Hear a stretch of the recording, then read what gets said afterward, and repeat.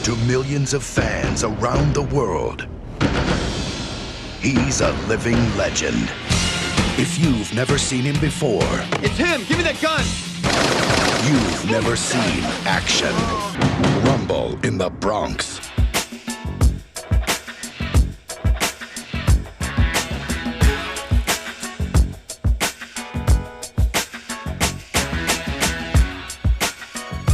Funny. Hey folks, man, this is Monk, and we are back with another episode of Clash of Cinematics, and I'm joined as always my co-host. We got Bobby Blockbuster. Yo. Yeah, folks, man. Yo, we here to kick it with y'all once again, man. And this episode, I think, is about a very special film from a very special guy, and we're going to be talking about Rumble in the Bronx from 1995, starring Jackie Chan. Jackie Chan. Yeah, man. And so let's get into it, man. What do we start with about this film? I mean, first and foremost, this is the movie that put Jackie Chan on the front line in the States. You know what I'm saying? He had a large fan base in Hong Kong and all of his Asian films, but this one right here, this one put him front and center in the States. And what I like about this movie most is like watching this film is almost like watching a video game.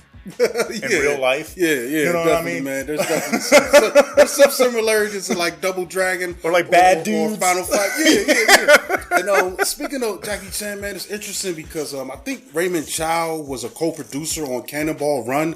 I think it was maybe part 2 back in the day, and he actually tried to break Jackie Chan out there because by then he had already did like things like Drunken Master and stuff like that. But there was mostly video things, so he tried to break Jackie Chan in that film. He had a fight scene in there, but he didn't catch on, like Bruce Lee did. Bruce Lee was still king at the time. So he actually went back to Hong Kong and just started doing films where he from and became a megastar. I think he's still the biggest, one of the biggest draws in Asia. Absolutely. And another cool thing, dog, when he did this one, he was 41 years old. Imagine doing... That's crazy. At 41, it's hard for some people to get out the bed, and this dude is jumping and flipping around and doing all this. So by then, those films had him super huge in Asia, Hong Kong, and China. Then to come back around, at 41, like you said, and to do your first film that was, kind of, pushed in the market here. Yeah, we had a power outage. We were working in the dark, folks. See, that's dedication right there. We were in here in the dark. Yo, hopefully this laptop battery would have lasted, but we good. But anyway, to circle back around, man, and do this, and this introduced so many people to Jackie Chan who weren't already fans from the VHS, because it wasn't like he wasn't still having access to his movies here, but they were going straight to video, dubbed or translated, versions. And they were also sectioned off. Like if you went to Blockbuster, they wouldn't be like, even if it was like a thriller, it wouldn't be in the thriller section. All of his stuff would be in the foreign film section. Yeah, and that's it. You know what I'm saying? He was in a small box. So for this film to break him out in such a way while still, putting his unique talents on the front line, like he's great at kung fu and he's a stunt magician, but he also had a certain brand of like comedy that always went. It was almost like slapsticky in a sense, and all of his films have that. It's interesting, man, because what opened my eyes to how good he was. I saw this documentary back in the day. You can see it on YouTube. It's kind of low budget. Narrated by who's my guy who played Roper in Enter the Dragon. He also played the dad in Freddy Krueger.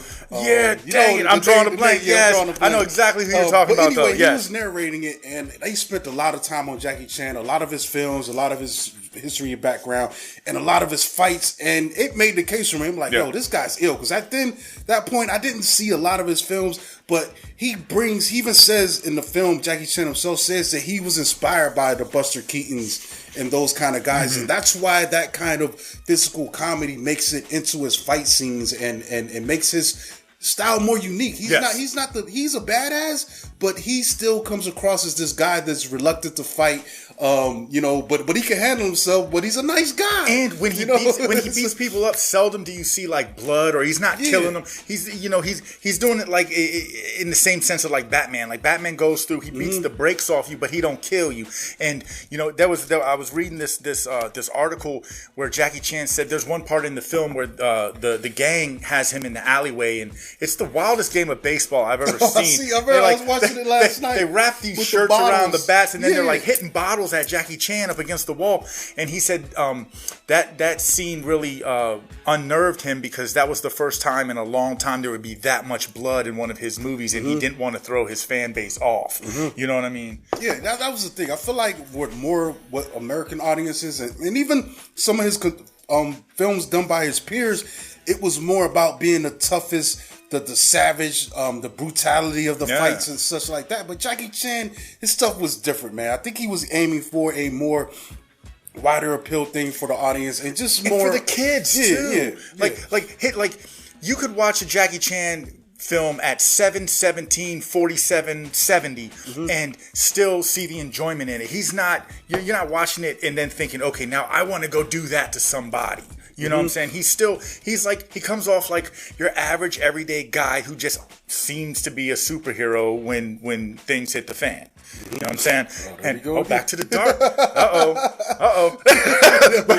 But and the cool thing about it is like I said, and especially in this film, you see he's not like overinflated like with the ego or leading with all this machismo. He's just a regular dude that's trying to do the right thing. He just so happens to have this martial art ability. Remember we did The Big Boss a couple weeks ago? Yeah. This story kind of reminds me of that. He's coming to town to help his family, just to work, and then they've got issues with the local thugs, and he gets into it. And you know what I like about this film too is like that initial scene when he meets the uncle, and the uncle has the horse in there. And it sets us up, because it kind of shows us what to kind of expect, because Jackie walks up and says, "Oh, you still have this?" He's like, "Pop, pop, pop, pop." Yeah, right on, rip. Yeah, dude. Dust fly. You're like, hey. Yeah.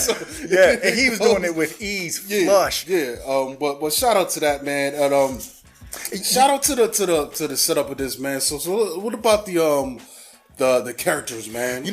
What I like about this is yet and still, this is a Jackie Chan vehicle. As with all of Jackie Chan's films up until this point, they revolve solely around him and his abilities. But there are other characters that make this a film, that make it a fully feature film. For stars, as goofy as they are, the gang. They're very memorable to me. They come off like they are a carbon cut copy right out of Nukem High or something. I mean, like the people that wear their underwear outside their pants and dress like really strange, and and Nukem High or they look like Toxic Avenger, Final Fight bad guys. Yes, Streets of Rage. I mean, it's like the stuff that they're doing.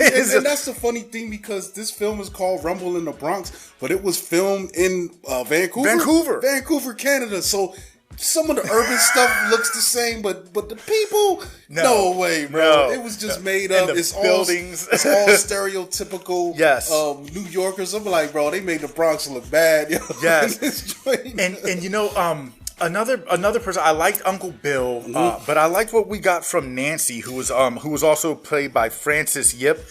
This was her breakout role, and for her to be, pretty much in the story, she starts off as the gang leader's girlfriend, and her and Jackie Chan cross paths because of her younger brother Danny, which Danny, I'm sure he doesn't sound the way he does in the original film, but the English dub version, they have him sounding like the most whiniest, wimpiest little turd ever. Like, every time he starts talking, I just want to cover my ears. He's like, "Oh, Queen, you're so first base, my guy." That is the thing, because this thing was dubbed, man. Even when I watched it in the theater that back in the day when it came out, and that was always interesting to me, man. Because I don't even know what Jackie's real voice sounded like according to this at that time. You know what I'm saying? Later on, you've seen Jackie do Rush Hour and these, and stuff like that. But it's funny, the dub of this character. And shout out to my man. What was his name again? The kid. what's his name? Morgan Lamb. Playing Danny. So Danny's in a wheelchair, man. Yes. So they never really explain why, but he has some condition, so he's wheelchair bound. But it's funny to me though. There's a scene where he's playing a handheld video game. And it's a Sega Game Gear. So I had that joint, but it's funny if you look at the back of it. There's no cartridge in that joint, right? So, but he's locked in like he's playing that. I didn't see his fingers moving. He's just like maybe he's imagining what the game would be like. Because I just imagine one of his sister's gangster friends probably stole it, but then wasn't smart enough to steal no games. And then like here you go, Danny. When he introduced Quang to his sister Nancy, he's like, "Yeah, this is Quang, my best friend." It's like, dude.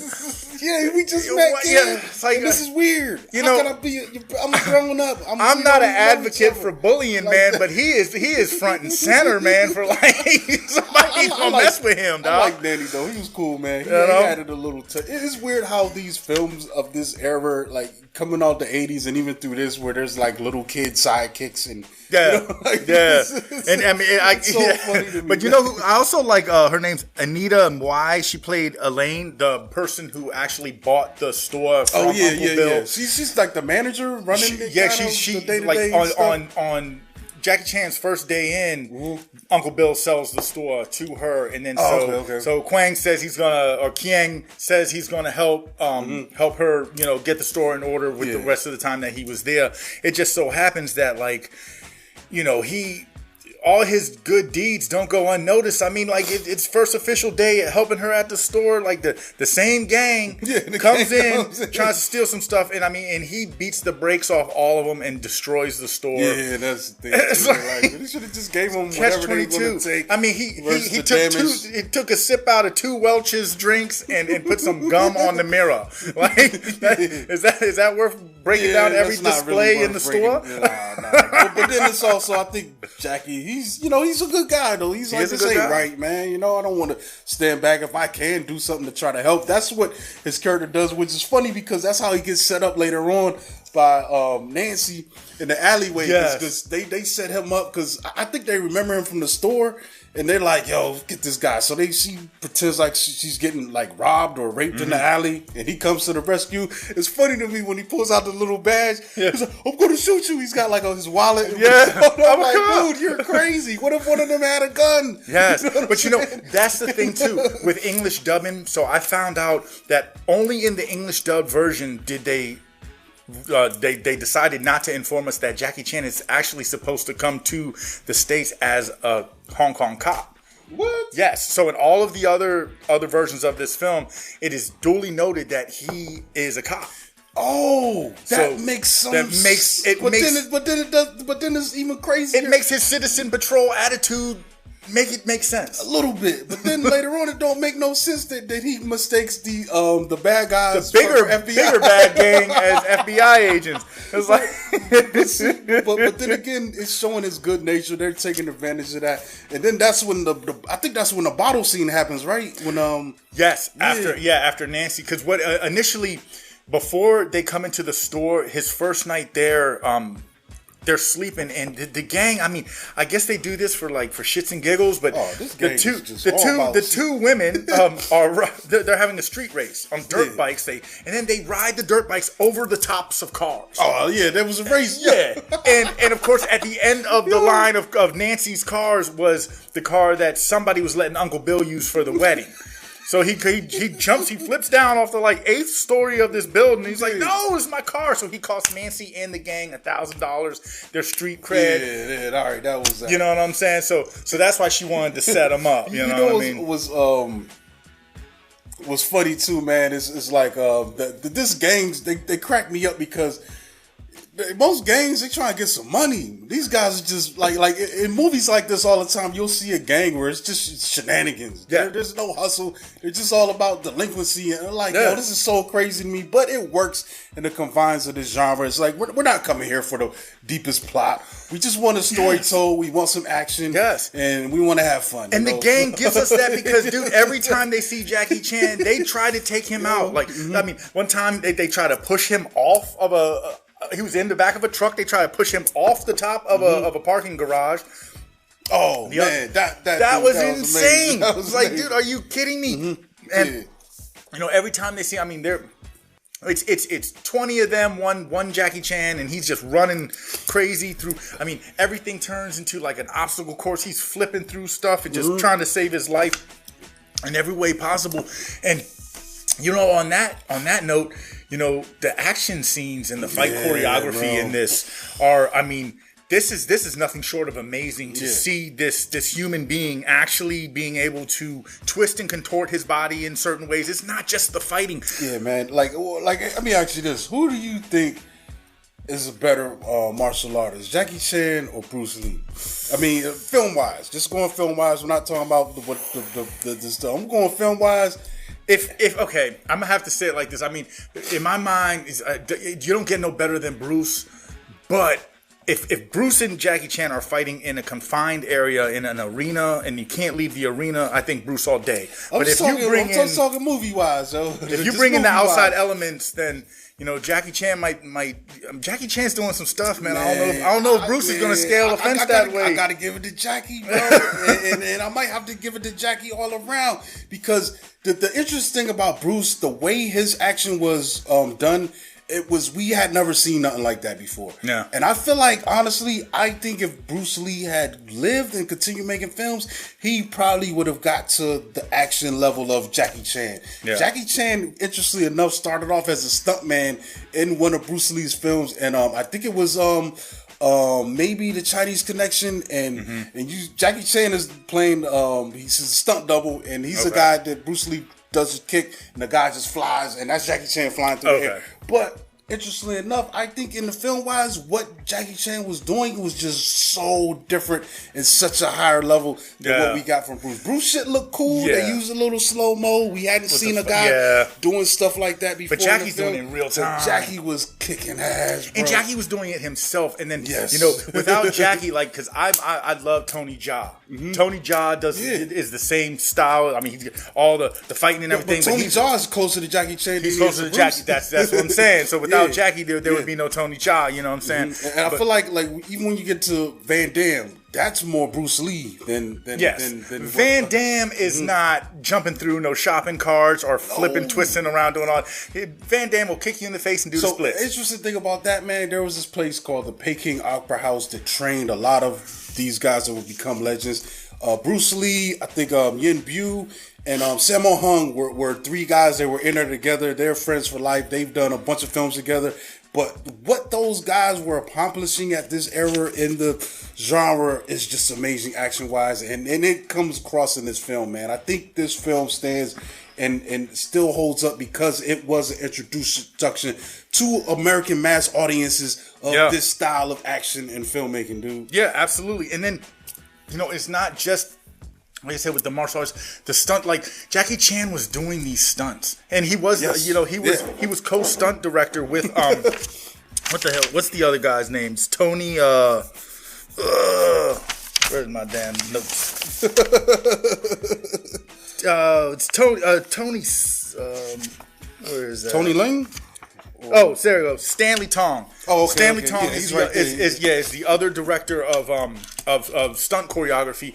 And the crazy thing about him is he's also doing these stunts before, you know, they record it. Like the one part where they're on the parking garage and Jackie Chan jumps off the garage and lands on the little fire escape. Yeah, that's the jump, dude. They really did that. And you know the crazy thing, they said that Tong did it first. And he did it with no harness. He decided it would be safer to do without a safety harness. Yeah, and the thing is that when you're running up to the ledge, you can't see where the fire escape is. So they put a tape X on the actual platform. Jump on this X, and you should hypothetically land on the fire escape. Dude, this was parkour before it was parkour. I was like, are you kidding me? And that was crazy too. That the stunt guy is doing the same stuff because. And it makes sense too. Think about it. Even if you had a harness, just say you missed that edge, you're going to swing back and possibly bang into that wall that underneath you that you jump from. So that makes sense. At least if he goes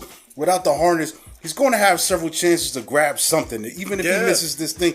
But watching this in real time, when that moment happened, and he's on the top of the garage, he's surrounded, and he's like, fuck you, and then he turns and he's just like, runs from the car, dude, the music hits, and it's got that double angle, and you see his feet kicking, it's like the only thing missing is the Superman cape. Yeah, it's amazing, man. There's so many cool stunts, and that's what I think elevates his fighting, because it's not just what we're doing right here, boom, boom, boom. Yeah, he's using the whole environment, everything. There's the fight on the playground, he's jumping through the monkey bars, jungle gym thing, flipping around it, underneath it, through it. Oh my god, it's crazy. It's amazing to watch this, man. This film, like any of the Jackie Chan stuff from this era, it's just going to be great. Fighting, great stuff like that, man. Yes, and it's beautiful. It's wild too, because testament to his toughness, because there's a part at the end of the film where props to them, they bring a hovercraft to wreck I've never shop seen that ever. I've never seen that. Only time I remember seeing a hovercraft, they used to have a little race car. It was called a Typhoon in the commercial. Drives on land, drives on water. I wanted one. It's never by got the one. same dudes that made the turbo hopper, bro. Yeah, so it's like whoa, and then to see one in real life, and then to see it wreck the Bronx or Vancouver, Only other people that had a hovercraft was G.I. Joe. Exactly. So I was just like, wow. You know what's interesting too, man? It was so clever of a scene. But it's funny to me though too, because the cops, so the bad guys take a hostage and then they jump in the hovercraft, and then the cop is like, yo, they jumped in the hovercraft, called the Coast Guard. And I'm like, yo, why don't you just shoot the tire, shoot the big air, like a big airbag, like shoot that thing so it can't drive. I mean, then my man go from the ocean to the beach to the city streets. It was insane. And what's cool too is that one scene where it runs over the one guy, and that is real. Like they exaggerated in the movie by having his clothes ripped off. Yeah. When the hovercraft passed on it, but that bottom is so soft. You could really do that and be okay. He put Jackie Chan in the beach or in the sand. Yeah, you could do that and be okay. And then it runs over a Lambo. My man's like, my Lamborghini. But there's a part where when they first get in the hovercraft, where Jackie Chan jumps from a pillar onto the boat. My man exploded his ankle, and they use that. They use that it's scene. In the movie. It's in the movie. You know what that reminds me of? Later on, there was maybe 2 Mission Impossibles ago. There was a scene where Tom Cruise jumps from one roof to the other and grabs the ledge, and he same kind of thing. He didn't shatter his ankle, but he jammed his foot into the wall and broke his foot there. Like, you can see the take where, and he pulls himself back up, and he's just like wincing, and watching that. Speaking of the stunts, I love how his movies do that. They have the reel at the end, and you see everything. So you see him land on the hovercraft and break his ankle. But this is how hard Jackie Chan is, yo. This mug had a cast on, still filming the movie. Put a fake sock on the cast that looked like his shoe.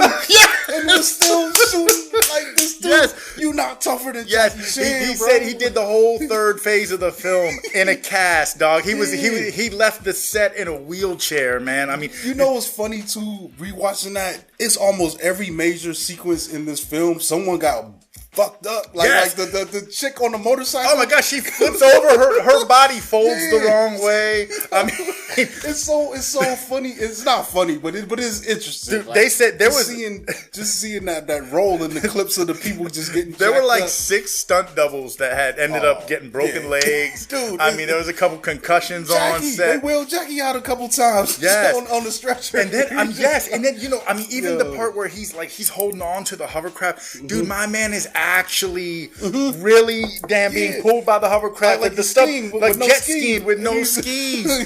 And I was like, man, but yes, I'm with you 100%. Having that blooper reel at the end, I was just as excited watching that as it was the movie. Because I didn't know this guy. I'm like, this is like, Hollywood. It's showing. We're used to what American shit does, right?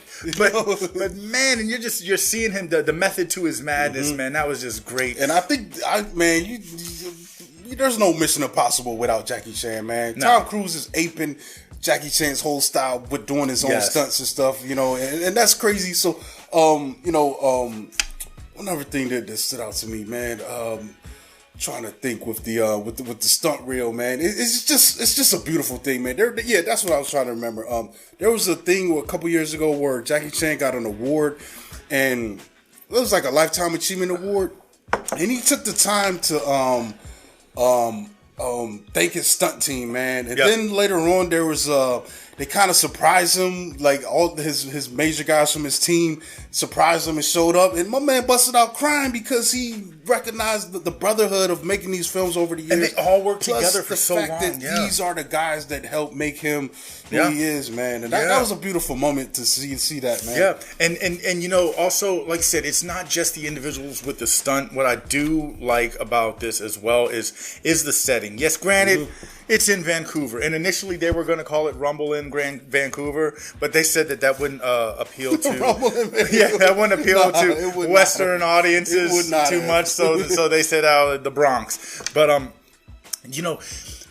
These set pieces, you know what I'm saying? Once you overlook the mountains in the back and the difference in the building and just the fact that we know this ain't the Bronx, but we're in movie land. We're movie land. The way that they incorporate the setting as, like I said, they make it these obstacle courses for Jackie to just really, you know, frontline his talents on. You know, this would be a great movie to remake though, like with the real Bronx. but if you did it like some Tony Jaa, something like whoever. The new guy that's popping, get Jackie Chan to do a cameo as the bodega owner or something like.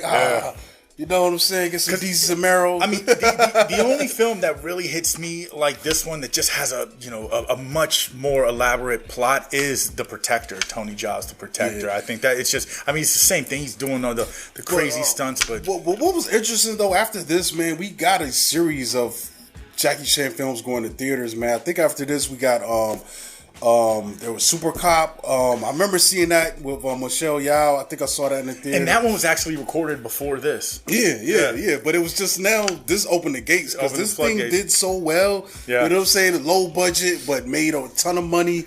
And it just opened the gate for Jackie Chan to come on. And then that would lead to Rush Hour, which was one of the biggest action franchises. Well, and that one's really cool too because it frontlines Jackie's personality, not just his martial art talents. We actually get to see, see that comedic side, everything that we're still getting in these films that's overshadowed by the martial arts ability. Yeah, and that's another thing, man. Like his fighting is great, but I think what he brings personality wise also elevates it, and that might be another leg up that he's got on Bruce. I mean, Bruce was good.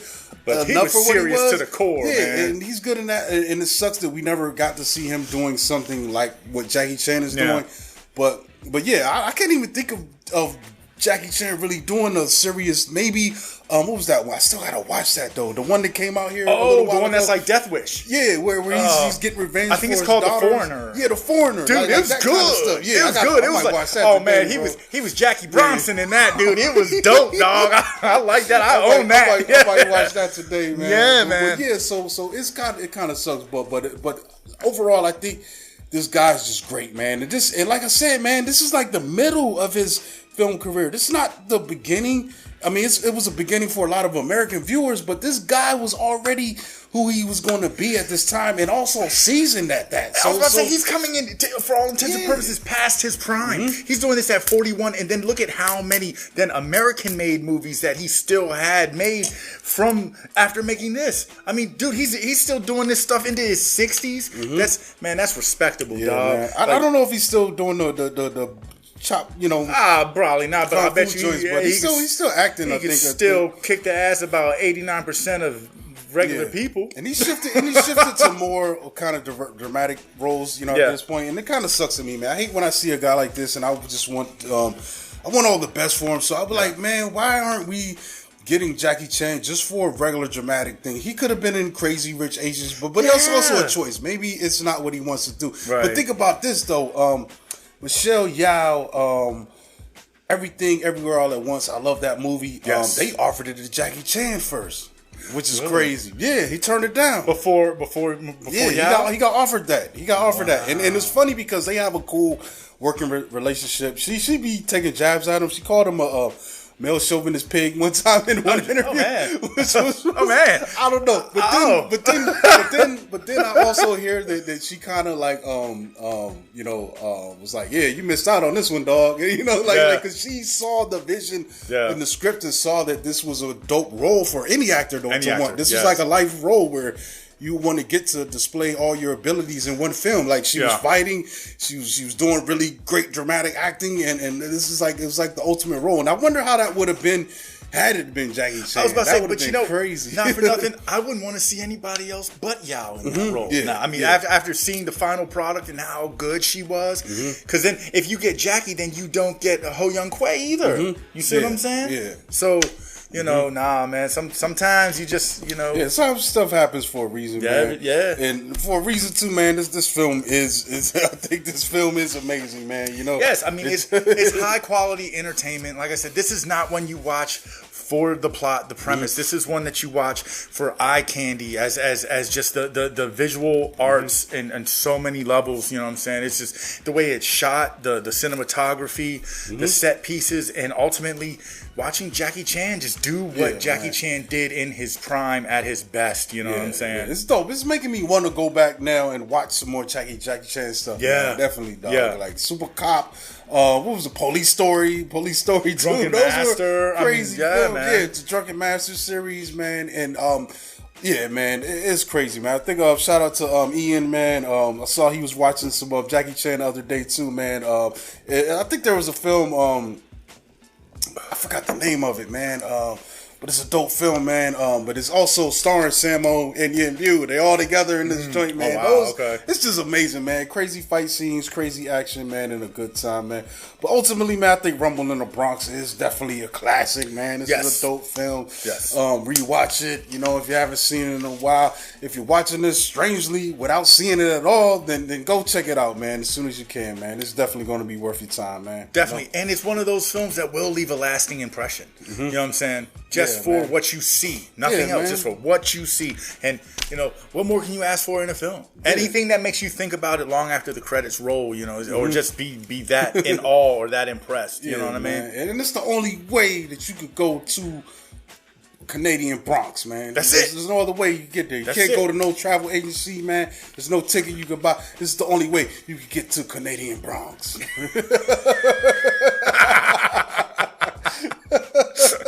I don't know, man. I think we can wrap this up, man.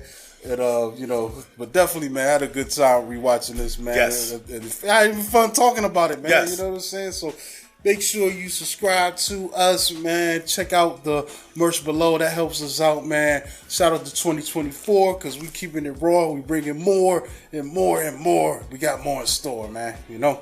Hell yeah. Oh, and that's Monk at Monkey Blood. What is it? I thought you was gonna say something else before I got to that. No, you covered all the bases, man. At Monkey Blood on Twitter, Instagram. Follow us at Classes of Cinematics on Instagram. And this Bobby Blockbuster. As always, you can catch me on the next show. All right, y'all. We out of here. Peace.